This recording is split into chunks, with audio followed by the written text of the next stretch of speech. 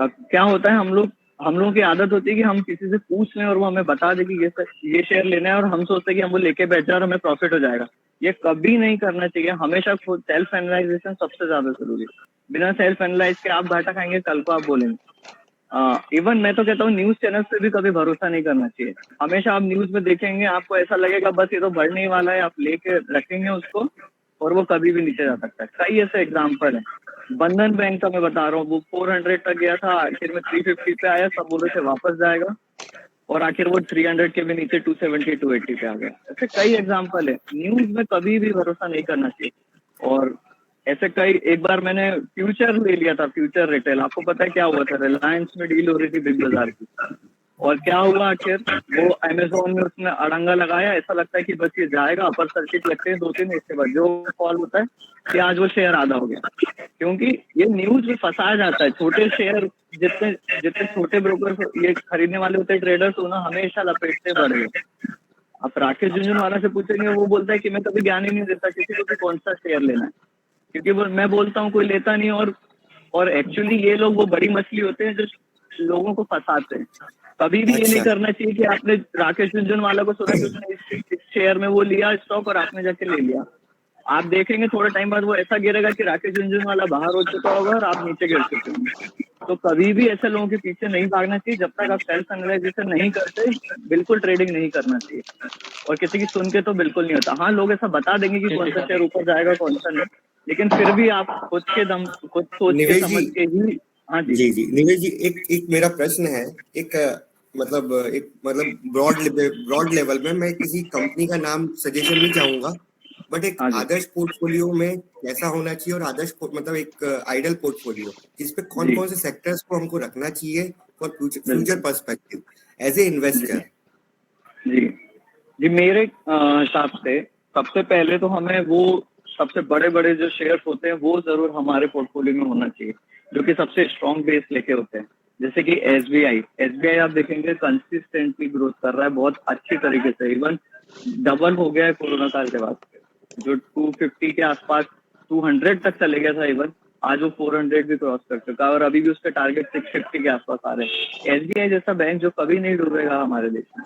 अगर डूबेगा हो सकता है, लेकिन हमारे अगर वो डूबा तो हमारे देश की इकोनॉमी डूब जाएगी। और आगे आने वाले टाइम में 4-5 ईयर्स तो हमारे देश के ही हैं। अभी कल 3-4 दिन पहले ही प्रेडिक्शन आए, मूडीज ने हमारा 9.4 बताया जीडीपी ग्रोथ। पूरी दुनिया में ऐसा लग रहा है कि धीरे धीरे ग्रोथ कम हो रही है, इन्फ्लेशन अमेरिका में सबसे ज्यादा बढ़ा हुआ है, ये सारी चीजें। लेकिन हम लोगों की ग्रोथ पूरी दुनिया में सबसे तेज होगी।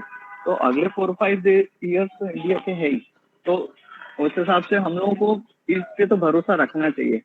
तो मेरे ख्याल से 30-40% ऐसे स्टॉक्स होना चाहिए जो बहुत स्ट्रांग है, जैसे कि जो जिनका हिलना बहुत आसान है। हालांकि वो इतना ग्रोथ नहीं देंगे आपको, लेकिन एचडीएफसी बैंक हुआ, एसबीआई, इवन आईआरसीटीसी, और भी बहुत सारे, इन्फोसिस, टीसीएस, विप्रो, आईटी में आप लगा सकते हैं। आईटी हमेशा कंसिस्टेंट ग्रोथ कर रहता है। उसके अलावा फिर एक जोन आता है जिसमें और अलग अलग सेक्टर्स होते हैं काफी सारे, जैसे टाटा कंज्यूमर हुआ, मैंने आपको सेकंड वाला जो बताया था, जैसे एस्ट्रल पाइप हुआ, टाइटन हुआ, रिलैक्स हुआ, इस टाइप के शेयर्स आपको भी रखना तो जरूरी है, जो जल्दी नहीं मिलते। ठीक है, ब्रॉड लेवल में देखा जाए तो और कभी भी एक सेक्टर में कभी नहीं होना चाहिए, ये सबसे बड़ा चीज है। केमिकल सेक्टर आप देखेंगे, मैं आपको एग्जांपल देता हूँ। अल्काइल बालाजी अमाइन लीजिए, एक साल में 24 टाइम्स बढ़ा है पिछले कोरोना काल के बाद, और इस टाइम क्या हाल है? वापस नीचे आ गया, क्योंकि इतनी ग्रोथ नहीं हो रही है, ऑयल के रेट्स बढ़ गए हैं, पूरे केमिकल सेक्टर की हालत खराब है इस टाइम। दीपक नाइट्रेट बहुत अच्छा शेयर है, कभी भी एक सेक्टर में नहीं करना, आपको अलग अलग सेक्टर समझे। एसआरएफ देख ले, एसआरएफ में एक अच्छी न्यूज भी है, लेकिन वो निफ्टी 50 में आने वाला है। लेकिन आप बाकी दीपक नाइट्रेट तो देखिए, बहुत तगड़ा शेयर है, लेकिन उसकी हालत आज इससे खराब है। तो अभी क्रूड ऑयल के कारण अगले 2-3 क्वार्टर में मार्केट थोड़ा थोड़ा नीचे आ सकता है, क्योंकि प्रॉफिट मार्जिन सबका कम होने वाला है। तो इस चीज का ध्यान सबको रखना चाहिए जी। बहुत बहुत धन्यवाद। उसके बाद हर सेक्टर में बस यही एक कंक्लूजन है कि हर सेक्टर में थोड़ा थोड़ा इन्वेस्ट करना ही चाहिए। और किसी पे एक पे डिपेंड बिल्कुल नहीं होना चाहिए, चाहे वो बैंक सेक्टर हो, चाहे कंज्यूमर हो, चाहे जितने भी हो। जी जी जी, बिल्कुल बिल्कुल।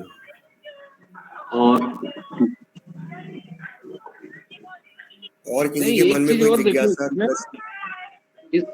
इसमें एक चीज और देखो कि आपको उससे रिटर्न क्या चाहिए।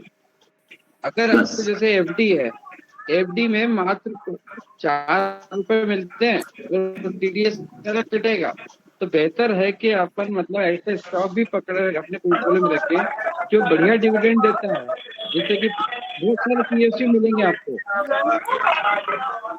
अभी एक उदाहरण के लिए ले लो, पावर फाइनेंस।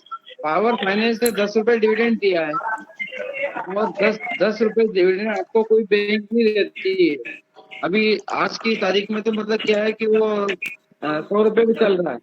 100 रुपए का शेयर और 100 रुपए पे आपको 10 रुपए डिविडेंड कोई देता है साल का, तो क्या बुरा है। बैंक में एफडी करोगे 5 रुपए भी नहीं मिलेंगे।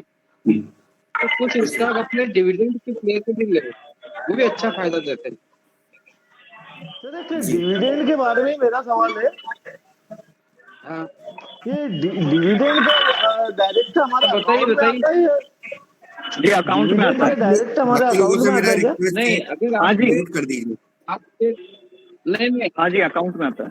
नहीं, अभी क्या है कि अगर शेयर आपका डीमैट अकाउंट में आ गया है, तो आपको डायरेक्ट आपके बैंक के खाते में पैसे जमा हो जाएंगे। और अगर अच्छा शेयर अच्छा। आपको नहीं आया है हाँ तो आपको नहीं मिलेगा। वो फिर ब्रोकर वाले उसमें रहता है। कभी भी अभी भी थोड़ा थोड़ा कई कई ब्रोकर्स करते हैं कि वो उनके पास पूल अकाउंट में रख लेते हैं, वो पूल अकाउंट से बाद में ट्रांसफर करते हैं। तो वो अगर अच्छा अच्छा। आपका नियर बाई होगा, 1-2 दिन का ही होगा, तो उसमें आपको नहीं आएगा। आप अपने ब्रोकर को बोलो कि मैंने ये शेयर खरीदे, मेरे को डिविडेंड नहीं मिला, तो वो आपको ट्रांसफर कर देगा आपके ट्रेडिंग अकाउंट में। अच्छा हाँ, तो वो अगर आपके डीमेट में है तो आपके खाते में डायरेक्ट पैसा आएगा। अच्छा, एक और चीज सर, ये जो अपना डिविडेंड जो आता है, जैसे सपोज मैंने पर्टिकुलर कंपनी के एक अमाउंट मतलब 100 शेयर खरीदे सपोज, जी भाई, जैसे 10 टीवी रुपए बंद करवाइए यार, पीछे बैकग्राउंड में टीवी की आवाज बहुत आ रही है। 10 रुपए थोड़ा जैसे डिस्टर्बेंस हो डिविडेंड रहा आया है। है, तो पर हाँ, शेयर 10 रुपए मिलेगा या?